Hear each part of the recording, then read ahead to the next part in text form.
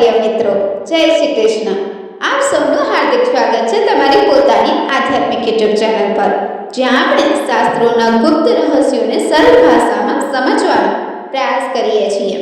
મિત્રો, આજનો વિષય સામાન્ય નથી. આજે આપણે વાત કરવા જઈ રહ્યા છીએ મૃત્યુ પછી આત્માની યાત્રા વિશે.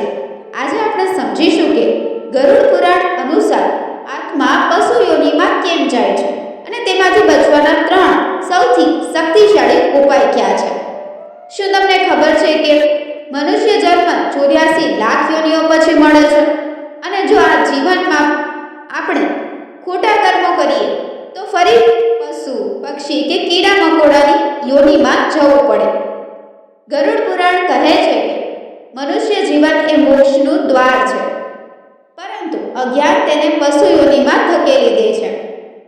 આ વિડિયો લાંબો છે, પરંતુ જો તમે અંત સુધી સાંભળશો તો જીવન અને મૃત્યુ બંને અંગે તમારી દ્રષ્ટિ બદલાઈ જશે.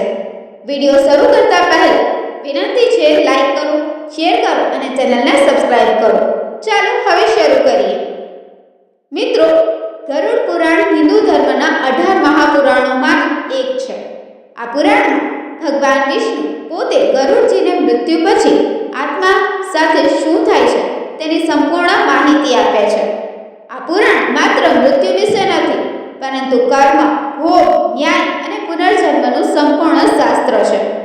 ગરુડજી ભગવાન વિષ્ણુજીને પૂછે છે, હે નારાયણ, જ્યારે મનુષ્ય મૃત્યુ પામે છે ત્યારે તેની આત્મા ક્યાં જાય છે? તેને નરક અને પશુ યોનિમાંથી કેવી રીતે બચાવી શકાય?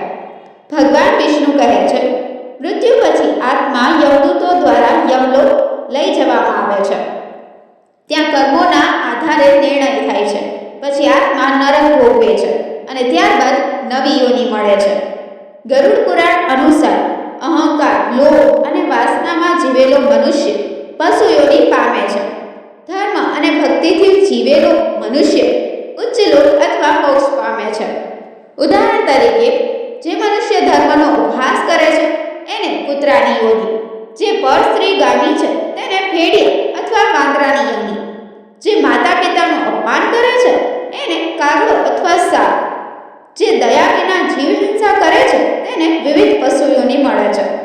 પરંતુ મિત્રો, ગરુડ પુરાણ ભય બતાવવા માટે નથી, પરંતુ સુધારાની તક આપવા માટે છે. હવે સમજીએ કે કયા કર્મો આત્માને પશુ યોનિ તરફ લઈ જાય છે. પહેલો છે ધર્મનો તિરસ્કાર. જે મનુષ્ય ભગવાન, શાસ્ત્રો અને સત્યને નકારી નાખે છે તે જીવનમાં સ્વચ્છંદ બની જાય છે. આવો મનુષ્ય મૃત્યુ પછી નીચી યોનિ પામે છે. બીજું કારણ છે વાસનામાં ડૂબેલું જીવન. પર સ્ત્રી, વ્યભિચાર, અશુદ્ધ દ્રષ્ટિ આ બધું મનુષ્યને પશુ સમાન બનાવી દે છે. ત્રીજું કારણ છે માતા પિતાનું અપમાન. ગરુડ પુરાણ કહે છે, જે માતા પિતાને દુઃખ આપે છે તેને ભગવાન પણ બચાવી શકતા નથી. ચોથું કારણ છે ઠગાઈ, ચોરી અને અન્યાય.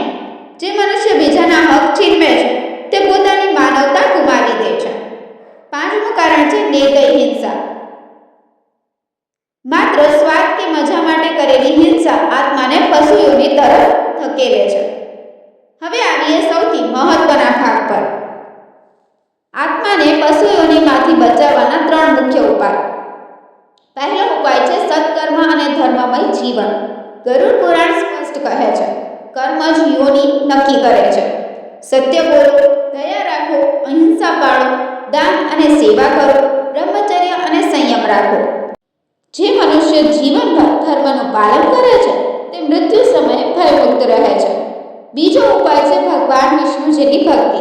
ગરુડ પુરાણમાં ભગવાન કહે છે, મારી ભક્તિ કરનારને યમદૂત સ્પર્શ પણ નથી કરી શકતા. ઓમ નમો ભગવતે વાસુદેવાય મંત્રનો જાપ, વિષ્ણુ સહસ્રનામ પાઠ, શ્રીમદ ભાગવત કથા શ્રવણ, તુલસી પૂજન ભક્તિ કર્મોના બંધન કાપી નાખે છે. ઉપાય ત્રીજો છે શ્રાદ્ધ, પિંડદાન અને પિતૃકર્મ. પિતૃઋણ ચૂકવ્યા વિના મુક્તિ શક્ય નથી. નિયમિત શ્રાદ્ધ, પિંડદાન, પિતૃતર્પણ, બ્રાહ્મણ ભોજન અને દાન.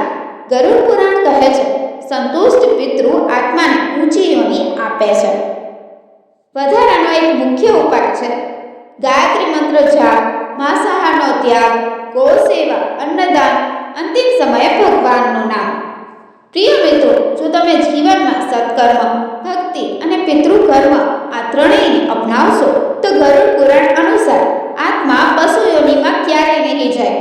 જો આ વિડીયો તમને ઉપયોગી લાગ્યો હોય તો લાઈક કરો, કમેન્ટમાં જય શ્રી કૃષ્ણ લખો અને ચેનલને સબસ્ક્રાઇબ કરો. ધન્યવાદ. જય શ્રી કૃષ્ણ.